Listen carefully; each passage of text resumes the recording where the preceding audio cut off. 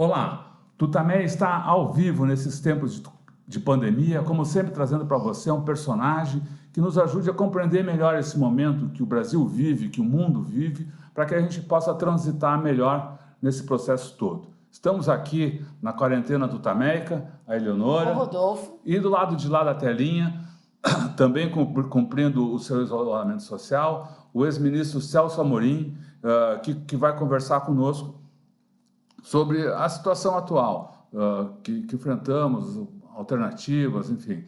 Antes de começarmos a entrevista com ele, queria lembrar que essa conversa fica disponível para você no nosso canal de vídeo, o Tutameia TV, no YouTube. Vá lá, se inscreva, clique na sinetinha para receber notificações de novos vídeos. Todo o nosso trabalho está ancorado no site Tutameia, o endereço é tutameia.jor.br. Eleonora, fale um pouco dessa Então, entrevista com o Celso Amorim, que tem algumas características especiais aí, a né? gente fez há pouco a entrevista com o ministro Celso Amorim. Ele faz uma avaliação global da situação, dos efeitos da pandemia no mundo, né? Tem as suas avaliações das consequências políticas e geopolíticas dessa situação inédita que a gente está vivendo no mundo, e também fala muito de Brasil, né? Fala da situação do governo Bolsonaro, fala da relação do governo com os militares, e, enfim, saídas para a gente pensar nesse momento tão agudo que a gente está vivendo. O ministro Celso Amorim, só para lembrar, foi ministro das Relações Exteriores do governo, nos governos Lula, foi ministro da Defesa no governo Dilma. Também tinha sido ministro de Relações Exteriores do governo Itamar. Então, a pessoa que tem assim, conhecimento ímpar, né, da situação geopolítica internacional.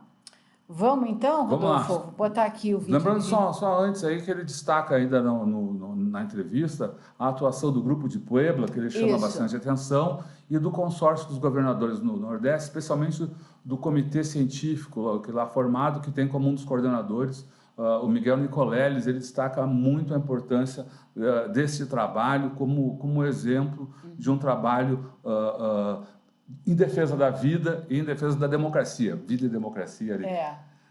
Então, com isso, a gente larga o vídeo aí. Vamos lá, pessoal.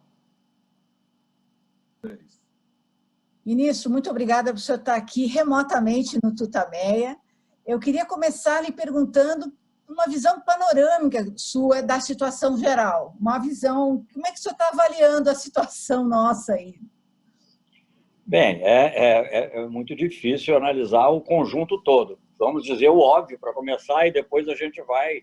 Eu acho que, digamos, nós, da nossa geração, eu sou mais velho que vocês, obviamente, da minha geração, nunca viu nada de parecido. O Brasil, você pode dizer que também na Europa e no mundo também não viu nada de parecido, pelo menos desde da famosa gripe espanhola, que é do Kansas, né, mas que ganhou o nome de espanhola, porque lá é que ela foi mais falada. Tampouco viu do ponto de vista de pandemia. Mas você pode dizer que a Segunda Guerra Mundial, obviamente, atingiu muitos países. Embora as previsões, por exemplo, de mortes nos Estados Unidos, não sei se confirmarão, que isso também é sempre revisto, indicam mortes em número superior aos que os Estados Unidos tiveram na Segunda Guerra Mundial. É uma coisa impressionante, isso é impressionante. Isso, as estimativas que variam assim, de 500 mil até mais, as mais baixas dentro dessas projeções, que, obviamente, como todas as projeções podem estar erradas, mas elas indicam mais mortes do que na Segunda Guerra Mundial, foram cerca de 400 e poucos mil. Portanto, muito mais do que na Guerra do Vietnã, muito mais do que em qualquer outra catástrofe. E, obviamente, países, digamos assim, como nós, da periferia, a guerra teve um impacto secundário. Quer dizer, o Brasil perdeu os pracinhas que foram para a Itália. Eu me lembro ainda de meus pais falarem dos blackouts que havia durante a guerra, racionamento de manteiga, coisas assim, mas era uma coisa muito secundária, obviamente, o impacto em países como o nosso. E até mesmo próximos da Europa. Você sabe que eu gosto de cinema, eu gosto sempre de citar esse exemplo. Tem o filme Casablanca. Casablanca, formalmente, estava sob o governo de Vichy, portanto, aliado aos nazistas, mas era uma cidade livre.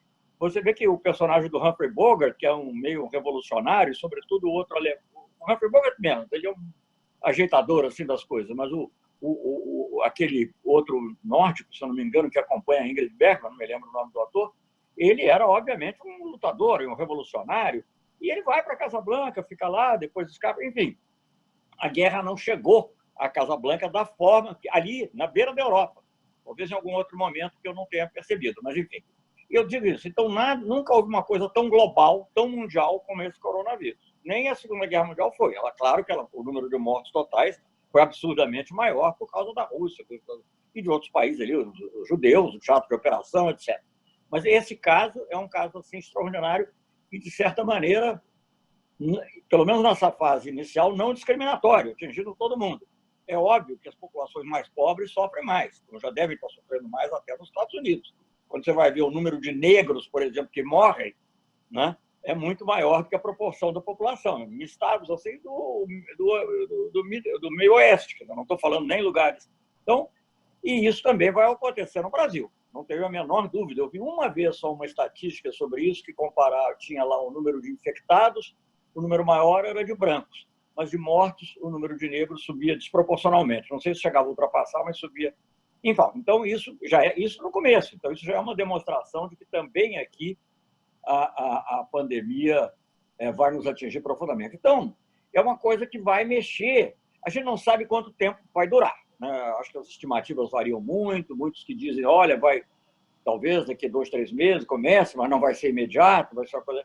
Então, dependendo até de quanto tempo durar, isso vai ter uma influência na própria maneira como o mundo vai se organizar. O que se pode dizer desde já, eu acho, na minha opinião, é que algumas coisas certamente ocorrerão. Eu acho que vai se acentuar uma reação que já existia contra a globalização desenfreada. Não vamos confundir globalização desenfreada com a globalização em geral, senão a gente cai no Ernesto Araújo, idiota aí, que fala do globalismo. Não é isso. Mas a globalização desenfreada, em que tudo deve ceder ao interesse do lucro, do capital financeiro, ou da liberalização comercial ao trânsito, digamos, isso não vai ser mais assim, com certeza. Seja por razões até de segurança de saúde, ou outros aspectos de saúde, em primeiro lugar, seja por aspectos econômicos mesmo, né, necessidade de reconstrução dos países. Então, essa é uma mudança que vai ocorrer. Se ela vai mais para a esquerda, digamos assim, falando de um modo amplo, a esquerda, entendendo a esquerda como formas mais solidárias de organização do poder, ou se ela vai mais para a direita, com formas mais autoritárias, ainda é difícil dizer. Eu acho que isso vai depender muito de cada país, não vai uma tendência única. Nós já estamos vendo, por exemplo, um país como... Eu cito sempre esse exemplo, mas certamente há outros, mas é porque esse já foi bastante óbvio. Os poderes de emergência assumidos na Hungria, né? Um governo autoritário de direita, então vai usar isso muito contra a imigração. Já usava, já fazia, mas vai usar mais. Ouvi também numa outra conversa ontem que tive, que em El Salvador está acontecendo uma coisa parecida. Então, você tem tendências à direita, mas você vai ter tendências à esquerda também, países que vão procurar se organizar de uma forma um pouco mais autônoma. No caso do Brasil, por exemplo, espero eu, em algum momento, mas enfim, ou de outros países da América Latina, para não falar do Brasil já, vamos deixar o Brasil para depois. Você vai ter, digamos assim, uma preocupação maior em recuperar o desenvolvimento da indústria, de certo crescimento, não depender tanto só do comércio internacional, ou tanto do investimento estrangeiro, sobretudo investimento especulativo. Então, eu acho que você vai ter mudanças. E do ponto de vista geopolítico, só para terminar uma pequena reflexão, porque isso é muito complexo, evidentemente, eu li e concordo que o coronavírus não é que ele vai mudar tudo, não é? Eu acho, dependendo também da duração da crise, mas ele vai acelerar algumas tendências que já existiam, como essas que eu mencionei, em cada país, mas também vai acelerar algo que já estava a caminho, que é a ultrapassagem dos Estados Unidos pela China. Eu acho que, a menos que ocorra uma outra catástrofe, de algum tipo, que a gente não pode prever, sempre pode haver terremotos, pode haver outras coisas, mas a menos que haja uma outra catástrofe de um outro tipo, que é difícil prever, a China já estava a caminho de ultrapassar, a economia chinesa estava a caminho de ultrapassar a economia norte-americana, em matéria até de soft power, né, para usar a expressão do Joseph Nye, depois posso voltar a ela. A China já vinha, digamos, aos poucos, mostrando, digamos, uma forma de cooperação, às vezes um pouco diferente das dos Estados Unidos, com poder de atração, inclusive na Europa, não é só na América Latina, na África, não, na Europa.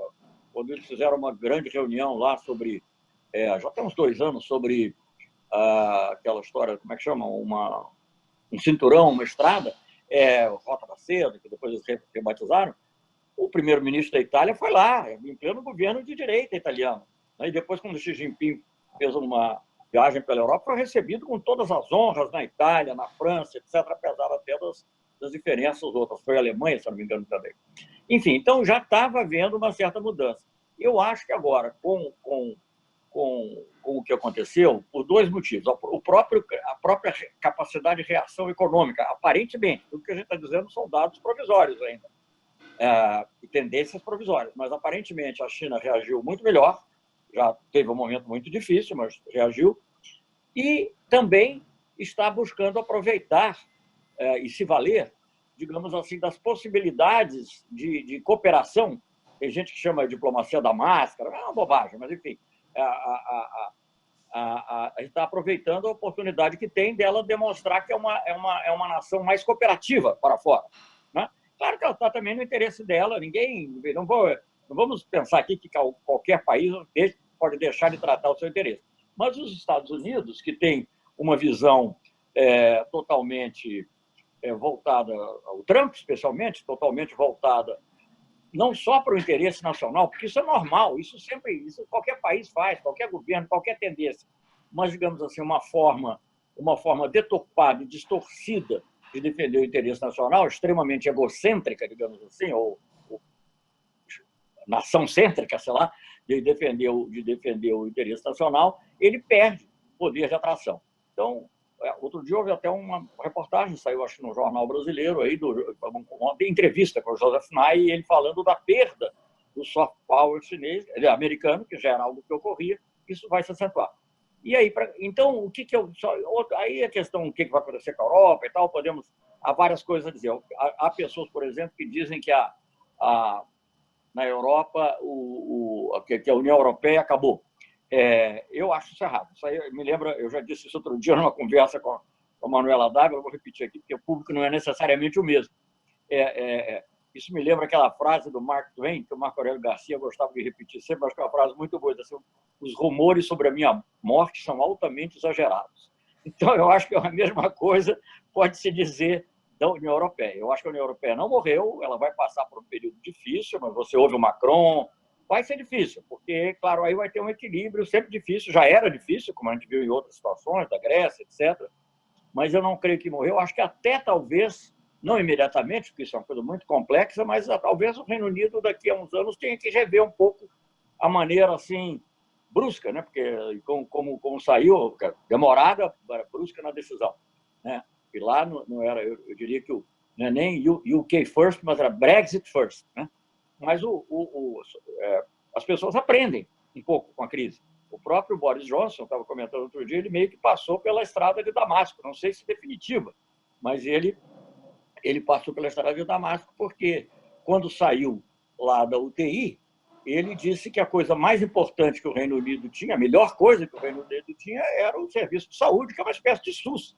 SUS com mais dinheiro e mais recursos, evidentemente, mas um serviço público de saúde que os conservadores sempre procuraram minar. Eu morava na Inglaterra quando começou um dos governos conservadores, que eles começaram a tirar coisas, e depois com a Thatcher, mais ainda, né? Então, eu acho que isso agora vai mudar. Então, eu acho que essas mudanças todas vão ocorrer, vai se criar um novo panorama internacional. Eu acho que haverá muitas forças conservadoras que vão querer fazer mudancinhas só cosméticas, mas eu acho que vai ter que haver uma mudança bastante profunda, eu não diria que total, que vai se acabar, mas enfim, dos organismos internacionais. Eu acho que o comércio e a finança não poderão mais ser encarados de forma separada de outras questões, sobretudo as questões sociais. Eu acho que a influência nessa reordenação da China vai ser muito maior. Não quer dizer que ela vai ser a única, nem é bom que seja. É bom até que os Estados Unidos se recuperem. Eu fico torcendo para o Biden ser eleito e, digamos, eles vão defender o interesse deles, como sempre defenderam. A gente não pode esquecer que aqui nós sofremos o lawfare que começou no governo Obama. Não por ele, talvez, mas o Estado profundo americano. Mas, de qualquer maneira, há uma outra forma de agir. Há uma forma, em muitos aspectos, eu diria, mais diplomática, né? Como foi quando, no final da Segunda Guerra Mundial, mesmo antes do final, o Roosevelt já estava conversando primeiro com o Churchill, depois chamou o Stalin, né? Não tinha. nenhuma simpatia pelo governo da União Soviética, mas chamou Stalin e eles começaram a pensar um mundo diferente, né? Um mundo diferente do que era antes. Então, eu acho que isso vai ocorrer e o jogo de forças vai ser outro, porque a presença da China vai ser muito forte. Claro que a União Europeia, eu acho que de alguma maneira vai se recompor. Eu fico muito preocupado, só para terminar essa parte inicial que eu falei muito, com a nossa posição. Primeiro que hoje o que o Brasil tem é zero. É zero. O Brasil não é zero, é negativo. Você acabou de ter uma resolução da Assembleia Geral que teve 179 copatrocínios, 179. Veja bem, o total de membros, acho que é 195, uma coisa, 193, 195, não é porque isso sempre muda, né? Sempre tem outra. Gente, isso é praticamente todo mundo, porque só não assinou quem era, digamos, sei lá, o sujeito que nem mora nos Estados Unidos, tem países pequenos, por diferença, por questões básicas, que o sujeito vai lá só para o dia de reunião, e agora não pode. Né? Então, 179. Quem que não, depois me falaram que Israel também, mas eu não vi, não posso falar, não estou sobre isso. Quem que eu vi que não compatrocinou? Depois todos votaram a favor, porque foi aprovado por consenso. Mas quem não compatrocinou? Países assim notáveis, Estados Unidos e Brasil. Uma vergonha absoluta. E, pelo que eu entendo, não votou porque fala da OMS. E falar da OMS é um absurdo. Primeiro, porque falar da OMS é um anátema para o Trump. Primeiro, porque ele é contra o multilateralismo em geral. E segundo, porque ele precisa arranjar bodes expiatórios para a crise que eles estão vivendo. Primeiro era a China, agora é a OMS também, diz que não vai mais pagar. Então, tudo isso vai ter que ser refeito e eu espero que o Brasil tenha capacidade de trabalhar de uma forma diferente e vai ter que ser de forma unida, coordenada com a América do Sul e a América Latina. Então, isso é algo que... Mas, enfim, tudo isso vai passar por muitas questões ainda do curto e médio prazo. Desculpe que é dissertação, mas enfim, é para poder dar um quadro geral. Vai lá, Rodolfo. Ministro, o senhor falou que, do ponto de vista político, não é possível ver se essa pandemia vai resultar em mais democracia ou autoritarismo, que que as saídas vão ser muito locais. Há quem diga que haverá momentos de caos. A própria ONU falou em fome bíblica, né, projetando o dobro, que vai dobrar o número de pessoas com fome no mundo. Esse caos é possível de acontecer? Como é que o senhor vê os impactos políticos de populações enormes, né, estarem passando por uma situação de privação inédita, desemprego, fome? Eu não entendi bem a palavra que você disse que as Nações Unidas falam. Fome bíblica. Fome bíblica. Sim, é uma grande ameaça. Agora, veja bem, eu acho que a gente não pode ser extremamente otimista. Gostaria de dizer, não, então agora virá... Eu me lembro quando eu era muito jovem, tinha uns amigos que diziam assim, não, vai ter a Terceira Guerra Mundial, Guerra Atômica, e depois virar o socialismo. Eu disse, olha, eu estou fora dessa, essa aí eu estou fora. Então eu acho o seguinte, sim, vai ser muito grave. Aliás, eu acabei de ajudar, e até assinei também, mas o documento é basicamente, quer dizer, seria um documento de apoio, um documento de pessoas da área de saúde, que pede para que seja criado, pela ONU, pelo secretário-geral da ONU, mas no âmbito da OMS, uma força-tarefa para estudar o impacto da pandemia do ponto de vista da equidade.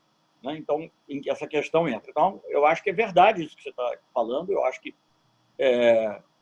eu não sei se será fome bíblica ou não, mas eu acho que é muito provável que haja realmente grandes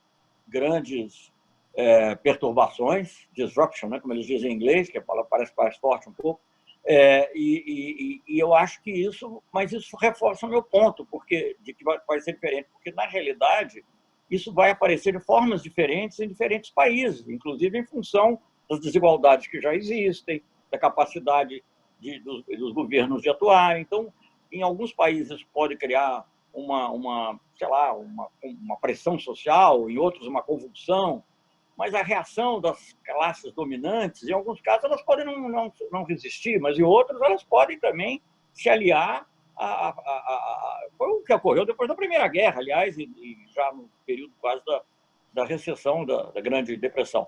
Então, eu acho que a gente tem que ser cuidadoso. Eu acho que sim vai haver grandes mudanças.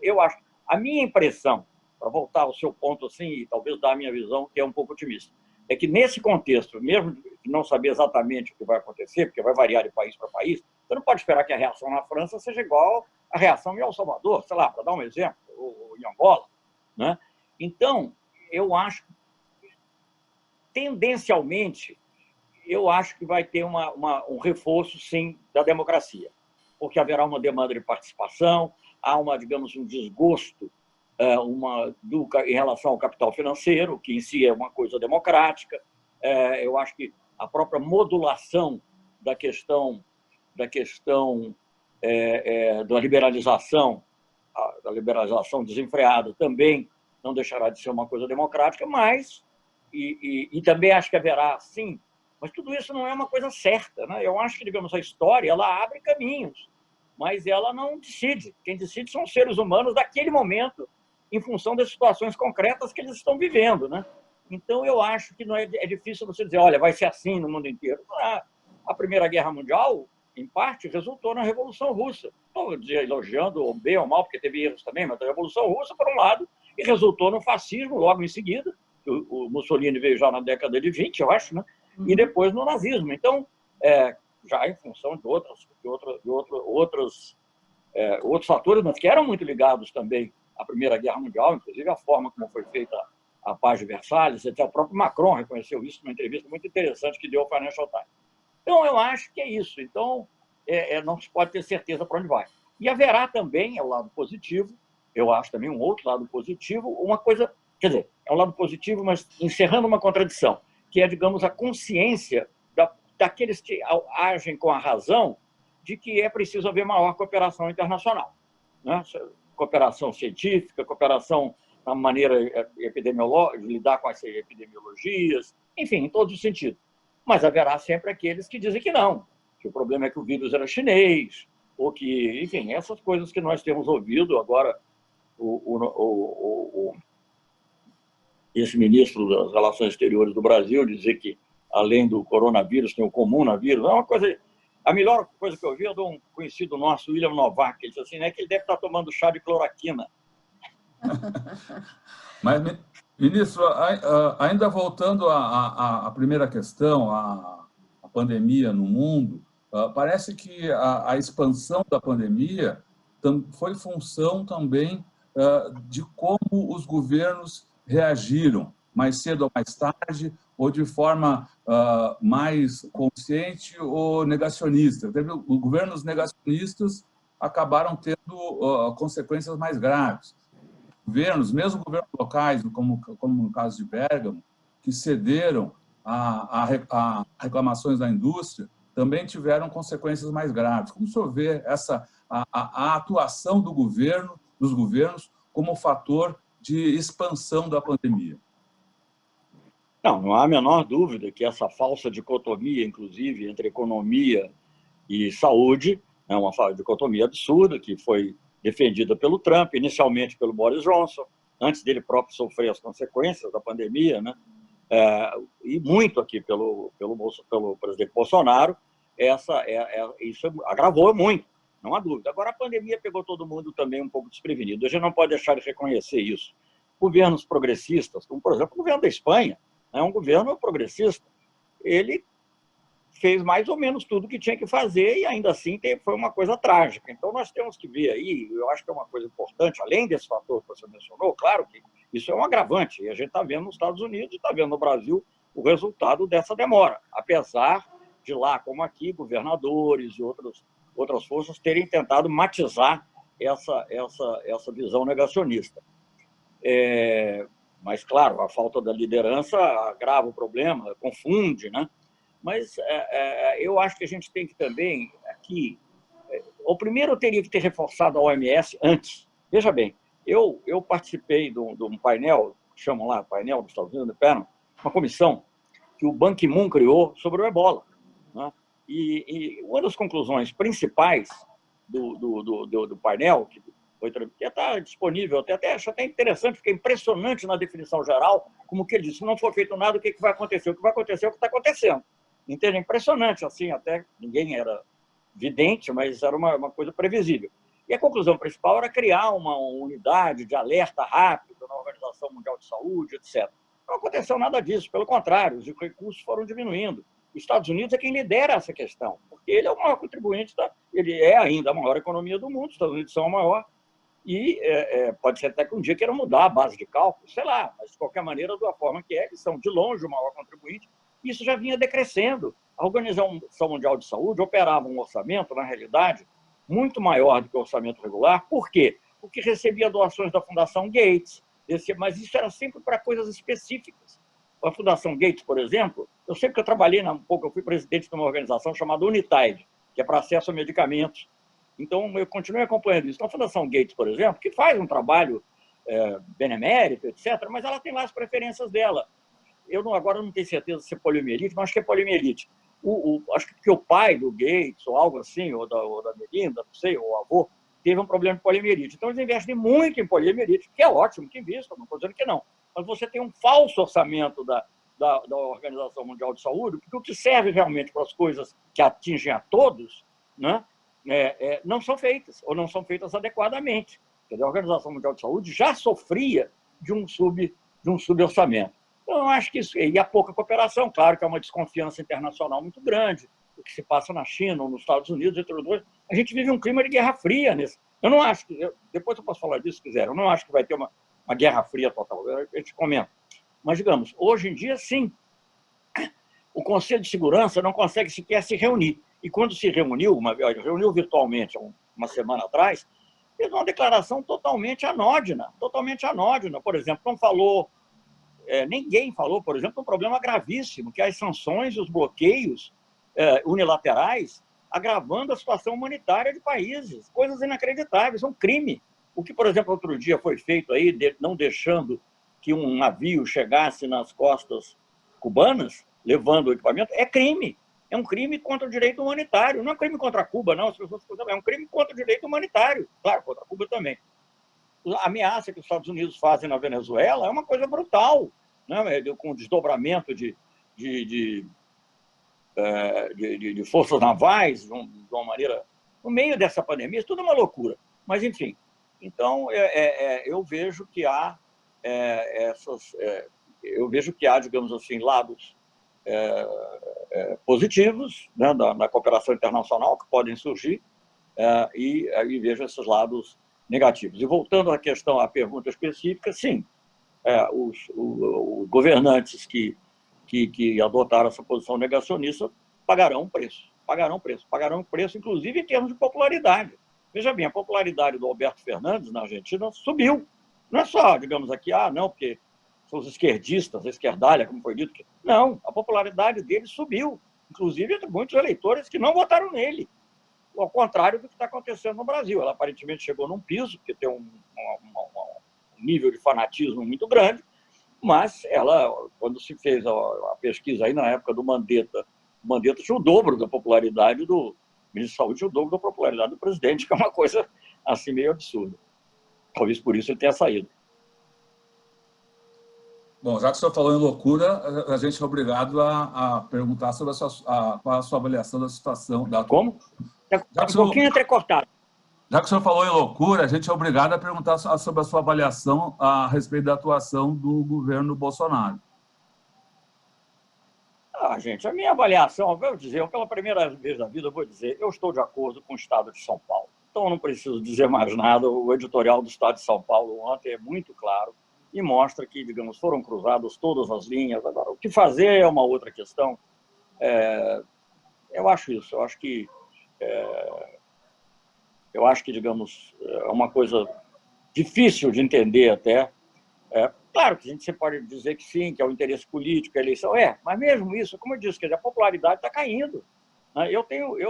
Eu acho, que eu não sei o que vai acontecer, quer dizer, o que a gente viu no Brasil é que, digamos, a direita, a centro-direita, inclusive os que se dizem de centro-esquerda, mas não são centro-esquerda, mas que se dizem, era tudo menos Lula, né? Tudo menos PT.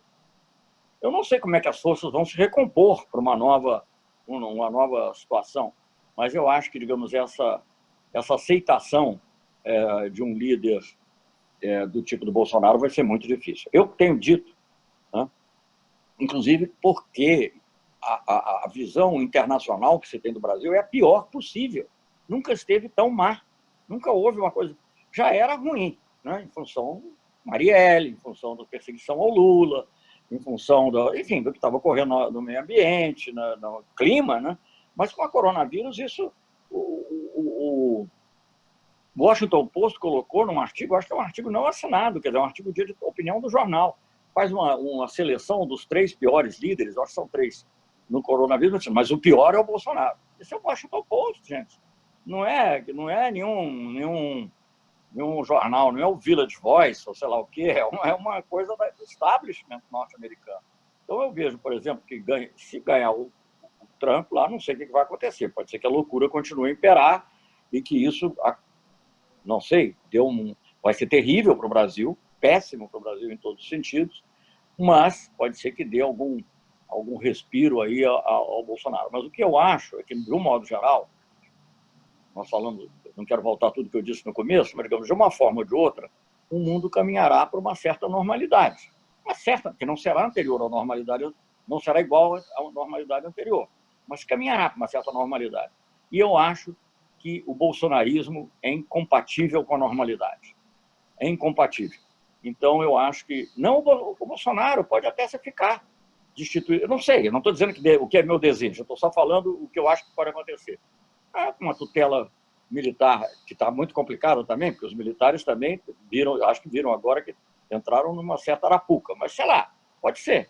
Mantém, fica lá, uma espécie de chefe de Estado que não é chefe de governo. Não sei, tudo é possível. Cenários podem ser imaginados. Mas o bolsonarismo, como predominante no governo, eu acho que tenderá a diminuir. Vejam bem, apesar das próprias manifestações do presidente Bolsonaro, né, atitudes que, de certa maneira, algumas até me surpreenderam positivamente. A do procurador-geral, né, que vai investigar o ato, não vai investigar o presidente, mas ao investigar o ato, não deixa de desabonar, ou pelo menos colocar uma dúvida sobre o ato em que o presidente participou. Então, é uma coisa importante. Li hoje, também ponho sempre essa dúvida, porque a gente lê na mídia, não sabe, você sabe melhor do que eu julgar se procede ou não. Mas li hoje, por exemplo, que nem o ministro da Defesa, nem o ministro da Defesa, nem o Ramos teriam sido convidados para participar ou ir com o Bolsonaro. Não sei por que o chefe da Casa Civil não foi, porque também é general, mas enfim, eu li sobre os dois e eles não foram. O ministro da Defesa soltou uma nota muito genérica, mas claramente fala que as Forças Armadas seguirão a Constituição, e a gente sabe o que a Constituição diz. Diferentemente do que pensa o Bolsonaro, a Constituição não é ele. A Constituição são uma série de normas, etc. E, ao mesmo tempo, fala que é importante estarmos todos unidos e tem que haver diálogo. Eu não uso a palavra diálogo, mas acho que usou entendimento, sei lá. Então, eu acho que há aí nós não conhecemos ainda quais serão os desdobramentos disso tudo, mas eu tenho procurado fazer essa distinção. A gente devia concentrar menos no Bolsonaro e mais no bolsonarismo e no Guedes, porque na área econômica, sim, as maldades continuam sendo encaminhadas. Vez por outra, são obrigados E estas com apoio dos mesmos jornais ou das mesmas figuras que criticam o Bolsonaro, não? As maldades do... Conta com apoio. Sim, pois é. Conta, porque eles querem aproveitar ao máximo, né? Quer dizer, tudo é... Mas eu acho que, digamos assim, o fato daquela medida provisória da carteira verde e amarela não ter passado é algo muito significativo, né? Porque os partidos de esquerda sozinhos não têm força para isso, obviamente. Então, eles, de alguma maneira, inspiraram, e a própria relação dos deputados, como disse alguém, esses vereadores federais que têm interesses imediatos lá, eles devem ter chegado à conclusão que seria muito impopular para a reeleição deles apoiar isso. Então, eu acho, digamos assim, o antipetismo, o antiprogressismo está cedendo um pouco pelas bordas. Pode ser que os grandes banqueiros, investidores financeiros, os que têm muito dinheiro aplicado, esses talvez continuem querendo essa linha que você mencionou de apoiar o governo e apoiar, sobretudo, o Guedes. Mas eu acho que eles vão ter mais e mais dificuldade. Então, eu acho que... Por que eu quero concluir meu raciocínio? Eu acho que nós temos que nos concentrar muito nas matérias concretas. Então, essa coisa da verde e amarelo foi uma coisa muito importante.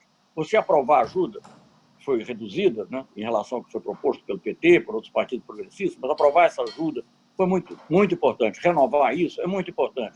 Fazer com que o dinheiro colocado na economia não vá ficar concentrado, não vá parar só na mão das instituições financeiras, é muito importante. Então, esses, eu acho, são os focos que a gente tem que ter. E, claro que é lamentável que o presidente faça uma agitação que é contra o objetivo que o próprio governo dele, em tese, está seguindo, né? Porque está. O ministro da Saúde atual não fala muito, não sei, mas, de qualquer maneira, não sei, ele, obviamente, não tem nenhuma experiência de saúde pública, nenhuma, zero, né? Às vezes era melhor ter posto lá, não precisa ser médico, você podia ter posto lá um sociólogo, podia ter alguém com experiência de saúde pública. Ele não tem nenhuma, zero. Mas, enfim, a linha não mudou, até pelo que se lê nos próprios comunicados, até dos militares, a linha de que é preciso combater o coronavírus, que é preciso combater a pandemia, etc. Então, eu acho que é lamentável que haja essa agitação, mas eu acho que nós temos que concentrar o mais possível nas coisas concretas e apoiar os governadores que estão tomando medidas certas, independentemente da visão ideológica. E, enfim, é mais ou menos por aí que eu vejo. Eu acho que é isso. Vou parar aí, que eu falei demais. O senhor falou rapidamente da questão da tutela militar. Como é que a gente pode analisar a participação dos militares no governo Bolsonaro? O senhor vê alguma mudança nessa trajetória? Todo dia a gente vê um ato do Bolsonaro que diz que isso rompeu tudo, ele rompeu, passou a linha, não é possível. E no dia seguinte, na semana seguinte, ele vai cada vez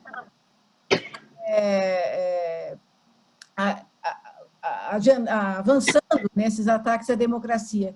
Como é que o senhor vê os militares? O país está sob tutela militar, eles estão apoiando o Bolsonaro, não importa o que ocorra, eles podem, em algum momento, romper com o Bolsonaro. Como é que os militares estão nesse conjunto?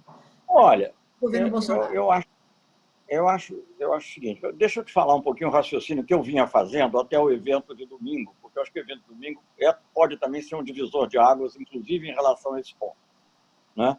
Mas eu acho o seguinte, eu acho que quando o governo Bolsonaro começou, eu até defendi a tese muitas vezes, não, os militares estão no poder. Eu falei, não, há muitos militares no governo, mas não se pode dizer que sejam os militares no poder. Não foi uma ideologia, diferentemente de 64, não foi uma ideologia cultivada e desenvolvida nos meios militares que resultou no golpe. Eles não foram agentes principais. Bolsonaro teve apoio militar, até na campanha, mas não foi isso que foi decisivo, né? Foi pelo contrário. Nós sabemos muito bem o que foi e como é que o... Okay. Então, naquele momento, o que eu achei é o seguinte, sim, o Bolsonaro tentou atrair militares, porque são as pessoas que ele mais ou menos conhece, para o governo, e os militares entraram no governo com ideias, cada um uma ideia diferente. Eles acham, como eles padecem ou se identificam muito desse pensamento. Eu disse isso, até o Nassif aí tem me citado e repetido. Eles têm muito uma ideologia, no geral, uma ideologia Globo News.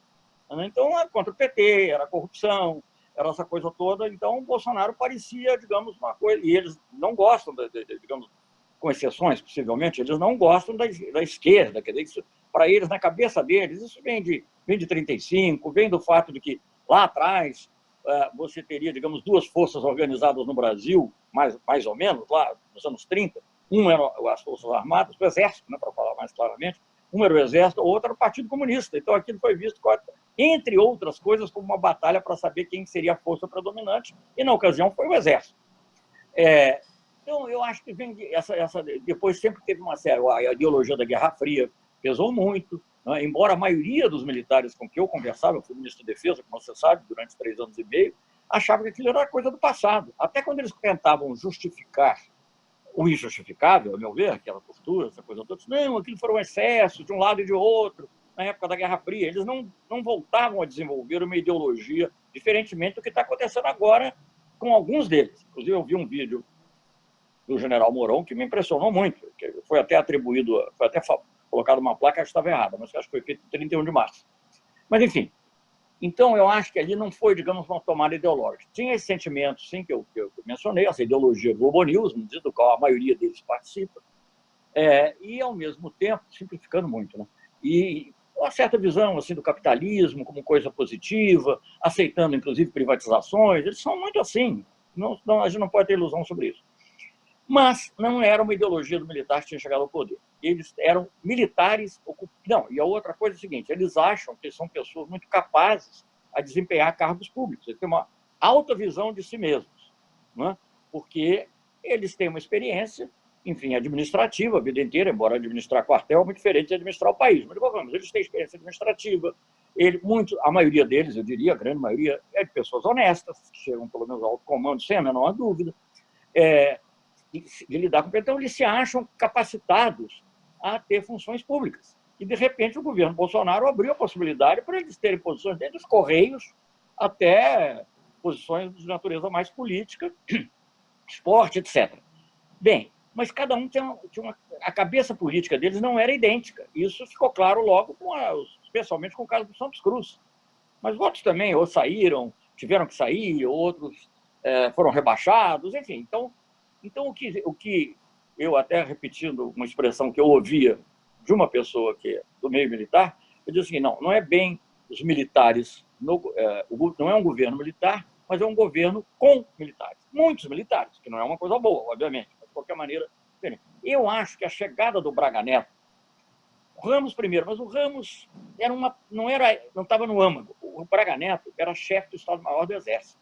Então, a entrada do Braga Neto como chefe da Casa Civil, independentemente de outros aspectos que a gente pode, obviamente, falar, ele representou, sim, ainda que tenha havido cuidado dele passar para a reserva imediatamente, coisa que não tinha sido o caso do Ramos, ainda que tenha havido esse cuidado, ele, sem dúvida, dava uma leitura de que ele tinha entrado ali para tentar tutelar.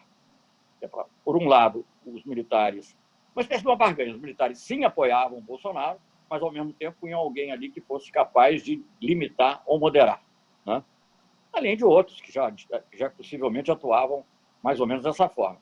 Agora, eu acho que com o desenvolvimento dessa questão do coronavírus, e especialmente com esse domingo, eu acho que eles devem ter percebido, mas tudo isso é especulativo, hein? Ninguém me falou, estou falando aqui da minha cabeça. Eles devem ter percebido que eles se meteram no Marapuca. Porque essa moderação não ocorreu, né? Pois é, porque o Bolsonaro é intutelável. Intutelável. Então, eu acho que essa percepção, mas nós não estamos vendo ainda, isso aconteceu, digamos, isso chegou ao paroxismo, a meu ver, agora. Anteriormente, com o ministro da Saúde, parecia que era uma questão que podia ser resolvida, dando mais poderes práticos ao Braga Neto, aumentando... Enfim, aparentemente aconteceu, chegaram até a dizer que ele era o presidente operacional, eu não sei se é verdade, isso não creio que tenha sido dessa forma, mas, enfim, em termos, limitando um pouco. A mudança do ministro da Saúde foi, digamos, um ponto fora da curva dentro dessa questão, mas aí entram outros aspectos, como, digamos assim, a preocupação deles com a hierarquia e o desafio ao presidente, que é o comandante, mas eu acho que o evento de domingo, posso estar enganado, posso estar sendo aí, não estou dizendo que eles vão tirar o Bolsonaro, não, eu não acho que isso vai acontecer. Eu acho que há essa barganha. Agora, eu acho que, veja bem, é tudo lamentável o que acontece, mas e é impressionante que isso ocorra com o presidente da República, uma coisa nunca vista, né? Mas é parte, digamos, da maneira de agir do Bolsonaro ir e voltar, ir e voltar, ir e voltar. Quer dizer, quando ele não precisa voltar, ele não volta. Se você não deve, mas ele vai, faz uma provocação, etc., mostra que ele tem força, intimida com isso algumas das instituições, né? E assusta, talvez ele assuste até os militares, não sei, mas certamente assusta o Congresso, deve assustar outras forças, mas quando ele vê que não dá, ele volta. Então, ele, na segunda-feira, embora tenha dito esse absurdo, essa frase do Luís XIV, né, o Estado sou eu, a Constituição sou eu, coisa totalmente... O Luís XIV, vamos lembrar, era um monarca de direito divino. Então, ele até podia dizer, o Estado sou eu, porque se você acredita que realmente é Deus que colocou você, ele acredita, Bolsonaro. Então, nós estamos aí nessa situação do irracional. Mas eu acho que ele vai, e eu tenho a impressão que ele vai, se ele precisa ceder, ele cede, ele muda, ele diz, não, eu quero a Câmara aberta, eu quero o Congresso aberto. Claro que é tudo incoerente, não estou defendendo, é tudo absolutamente incoerente, porque a própria presença dele, não, eu fui lá só porque era uma coisa a favor de liberar a economia, e eu sou a favor. Enfim, obviamente a gente sabe que não é. Mas a minha leitura hoje, posso estar totalmente errado, é que não haverá golpe, que o Bolsonaro também não vai cair, né? e que vai haver uma tentativa, digamos, seja pelo Congresso, seja pelo Supremo, seja pelas Forças Armadas, de limitá-lo, limitar as loucuras. E ele, ao mesmo tempo, vai usar essas tentativas de limitação com o eleitorado básico dele para mostrar, está vendo, eu queria fazer e eles não me deixaram. Eu queria fazer uma coisa, vocês não estão só... Ele, olha, o cara que mais se preocupa com a pobreza hoje em dia, depois do Lula, apareceu o Bolsonaro, né? Que ele fala, porque pessoas que precisam trabalhar, tem fome, tem a família com fome. Ele já alguma vez na vida pensou nisso? Não, mas ele agora está utilizando. Então, eu acho que é esse jogo que está ocorrendo e eu não sei como é que ele vai se desenrolar ainda, porque eu não tenho bola de cristal. Mas, enfim, aliás, o único que tem bola de cristal é o Olavo. Não? E ele que deve saber. E como é que o senhor vê a oposição nisso tudo? De um lado, surge aí essa reunião de governadores, né? No domingo mesmo, 20 governadores assinaram um documento aí. Está muito entrecortado, viu? Está muito entrecortado. Você tem que fazer umas perguntas meio curtas para eu poder ouvir. Não, é porque está muito entrecortado. Não, mas não é que está abaixo, não é que está entrecortando. O papel da oposição. Duas coisas, a ação dos governadores e a outra, a ação do PT. Parece ter hesitado na questão do fora Bolsonaro, agora abraçou. Como é que o partido está lidando? O partido quer o fora Bolsonaro ou não quer? Olha, uma coisa que nós gostaríamos. Eu não sei, eu não posso falar em nome do PT, como você sabe, eu sou filiado ao PT, mas, primeiro, eu não sou dirigente, então isso me dá uma independência de dizer o que eu penso. Né? Eu tenho toda uma... Oi? Cortou. Ministro. Alô? Eu hoje participei de muitas reuniões, como você sabe, presido, né, em teoria, o Comitê da Libertação do Lula, então me sinto muito identificado com essas causas. Então, quando eu não sou dirigente, eu não participo dessas discussões diretamente. Uma coisa que nós gostaríamos, a outra coisa é o que é possível e como agir. Eu acho, sobre essa questão, primeiro voltar aqui à pergunta inicial e depois tentar voltar. Eu acho que nós temos que nos concentrar mais em coisas concretas. Sim, nós temos, por exemplo, uma opção óbvia pela vida. Então, vamos apoiar todos os governadores, inclusive os que não são de esquerda, nessa parte. Como o Lula indicou, falou bem lá do Dória, mas eu estou falando, vamos apoiar. Tudo que for necessário, proteção da vida, vamos apoiar. Contra as maluquices. Mas nós somos, sim, a favor também de que a proteção da vida seja feita, e concomitantemente seja feita com medidas que melhorem a situação dos mais pobres. Então, nós temos que apoiar de maneira muito clara essas medidas de renda mínima, com as variantes todas que tem, ou de seguro, enfim, de compensar quem está desempregado, e também contra todas essas medidas que o Guedes quer impor adicionalmente, de contrário aos direitos trabalhistas, são coisas muito concretas. Eu acho que temos que apoiar muito. Vou falar uma coisa que você sabe, porque eu conheci pessoalmente por intermédio de vocês, o Nicoleles. O que está ocorrendo no Nordeste é extraordinário. E o fato do Nicoleles, um cientista de renome internacional como ele, se dedicar a isso é maravilhoso, entendeu? Então, isso são coisas muito boas que a gente tem que ver que estão ocorrendo também. Então, eu acho que essa coisa dos governadores do Nordeste é extremamente importante. Então, isso merece apoio retórico, prático, no Senado, na Câmara, toda hora deve-se falar disso, é uma coisa muito importante. Até porque eu acho que o poder efetivo do Bolsonaro, claro que muitas coisas, inclusive na economia como um todo, tem muito peso, mas muitas coisas concretas que estão ocorrendo estão na alçada dos governadores. O Supremo Tribunal Federal já disse isso. Né? Então, eu acho que isso é uma coisa importante. Então, volto a dizer, eu acho que nós temos que ter, se você quiser, Rodolfo, simplificando um pouco, porque as coisas na realidade, são duas frentes, uma mais ampla que a outra.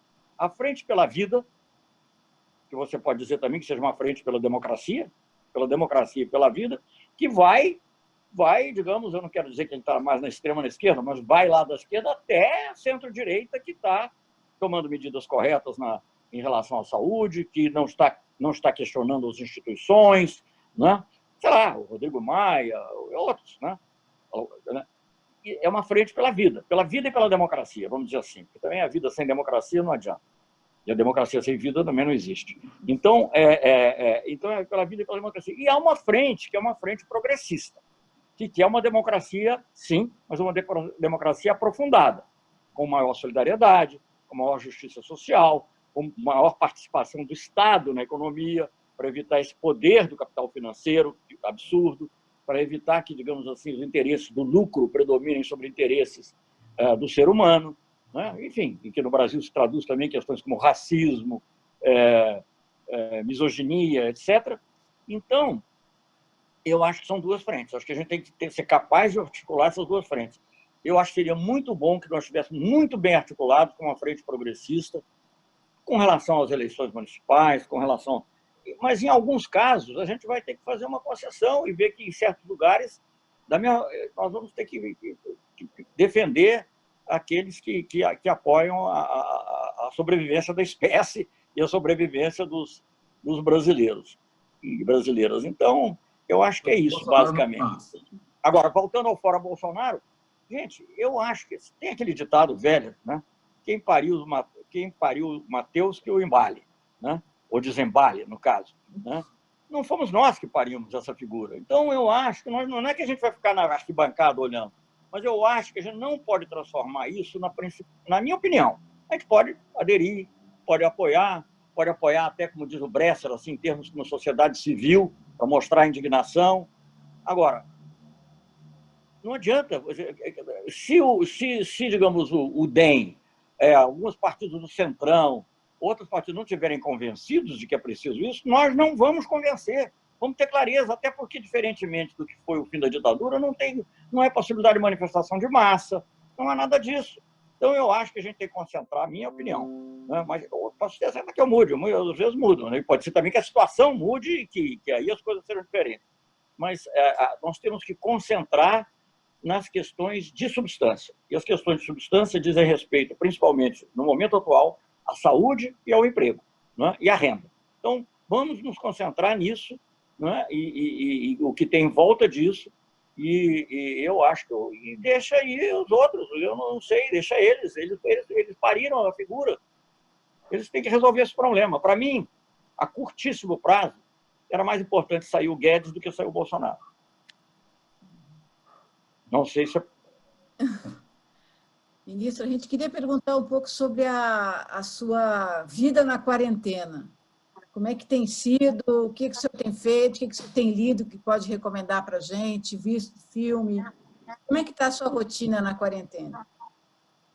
Olha, eu tenho até um pouco de vergonha, mas, por exemplo, eu sou um cinéfilo, eu não tenho visto filme. O último filme que eu vi, já nesse processo de início, pré-quarentena, foi Bacurau. Eu não tinha visto na época, vi agora, achei um excelente filme. É um filme, assim, espero que não seja premonitório, mas ele já define muita coisa, pelo menos metaforicamente, que acontece no Brasil de hoje. De hoje. Ele foi metafórico, porque eu acho que ele foi feito antes do governo Bolsonaro, né? Ele ganhou um prêmio no comecinho do governo. Ele foi premonitório nesse sentido. Tenho lido bastante, eu leio, obviamente, o que sai nas redes, eu preciso ler, me informar, procuro ler. Tenho pouco até, viu? Porque eu gostaria de ler mais o Zizek, gostaria de ler mais coisas mais teóricas, mas tem tanta coisa atual acontecendo, e eu, digamos, eu participo muito de coisas como essa que nós estamos falando hoje, que, às vezes também procurado por meios internacionais, mas mais aqui no Brasil, na América Latina. Os argentinos que gostam muito de mim, às vezes eu dou 2 por dia entrevistas lá na Argentina, ele é cancelheiro de Lula. Então, tem muita...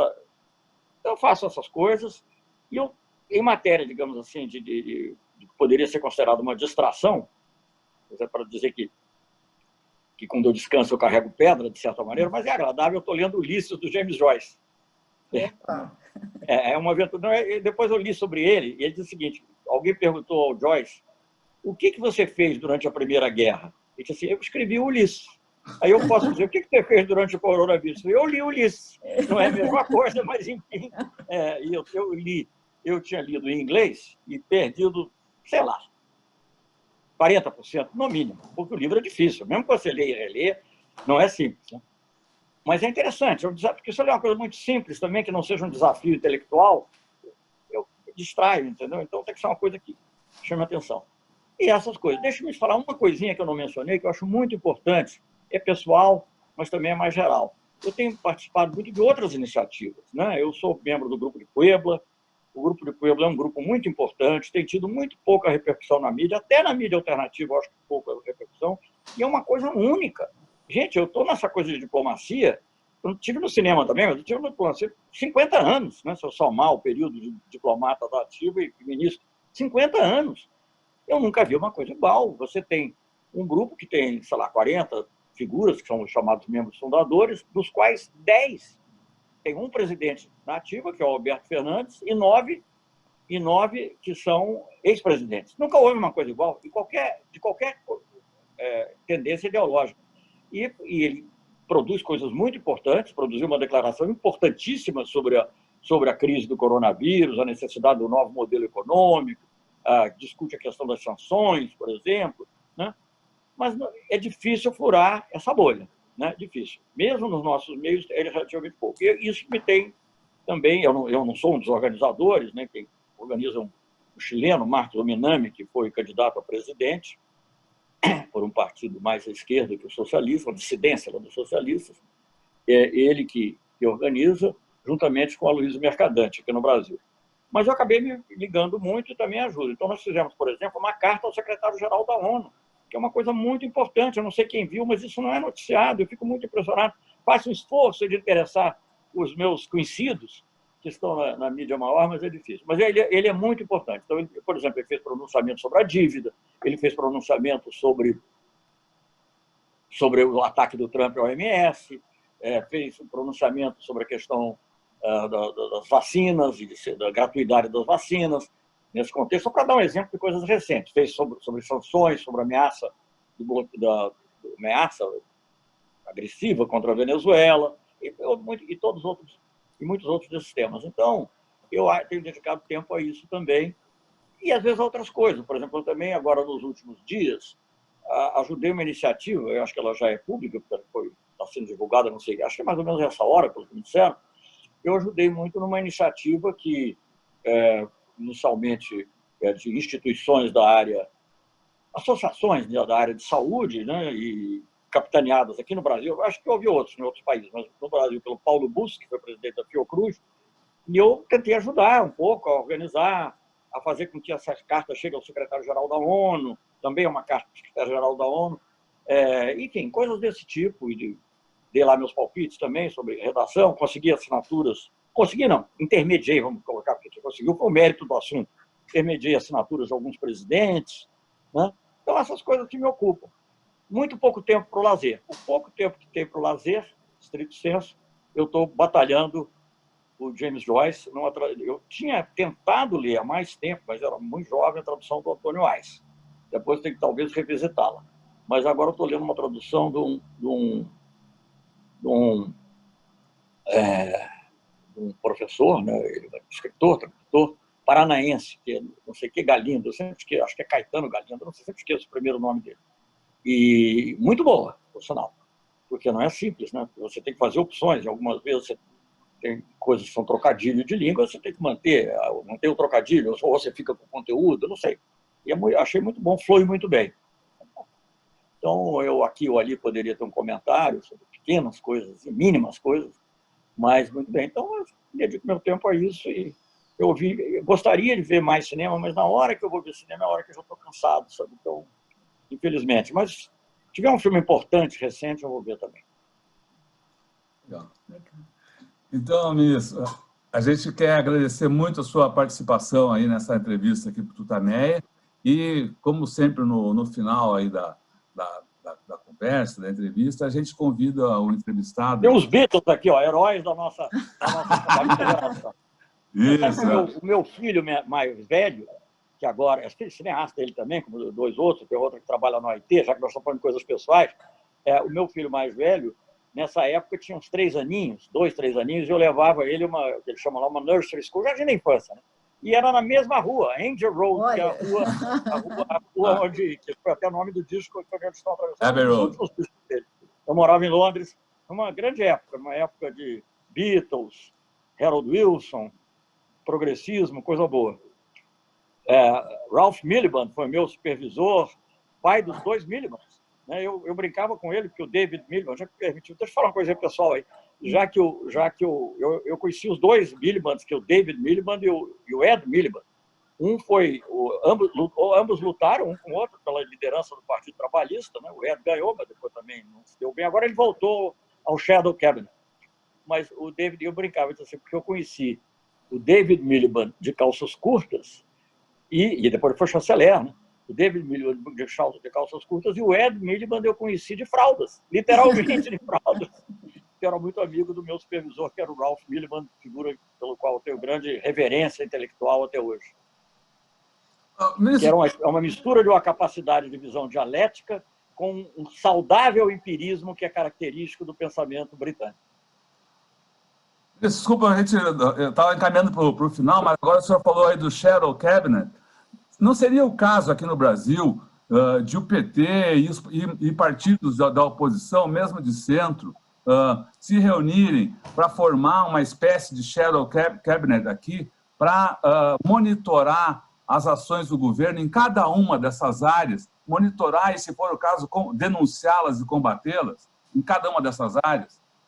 Porque parece que a oposição fica meio perdida aí, cada vez que o Bolsonaro chuta para um lado, tem que ir correndo atrás daquele grito, daquela palavra, e não há uma ação focada, né, que tenha uma mesma direção sempre. Olha, eu acho que isso é uma ideia para um outro momento. Eu acho que nesse momento é difícil, porque as prioridades são muito óbvias, mas eu acho que você falar em Shadow Cabinet, a gente não tem disciplina para isso, as brigas iam ser óbvias, a gente ia acabar se digladiando para saber quem é o quê. Então, é melhor, já tem as estruturas partidárias. Eu acho que sim, digamos, indiretamente, o que você está dizendo, o Shadow Cabinet é um partido só, né? O principal é o partido de oposição. Aqui você sabe que já é uma multiplicidade de partidos, então isso já você acabar se engolfando numa negociação e como o país já está ensombrecido, eu acho que essa metáfora hoje para o Brasil não é boa. Vamos sair do shadow, vamos para a luz do dia, vamos para o sol, para a luz da ciência. Quero mandar novamente o meu cumprimento muito firme, muito de coração ao Nicoleles, né, ao consórcio do Nordeste, pelo que ele tem feito, né, e a todos aqueles que estão lutando pela vida e pela democracia no Brasil, vocês incluídos nessa linha de frente. Tu também é incluída. Legal. Ministro, muito obrigada.